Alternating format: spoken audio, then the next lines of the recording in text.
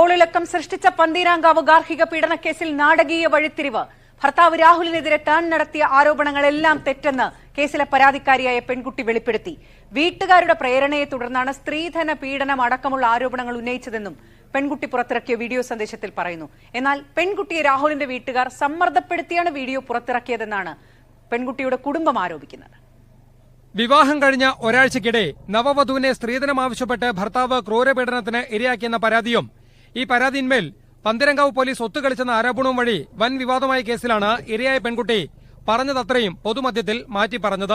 False allegation രാഹുലേട്ടന്റെ തലയിൽ വെച്ചു കൊടുക്കുമായിരുന്നു. എന്റെ തെറ്റാണത്.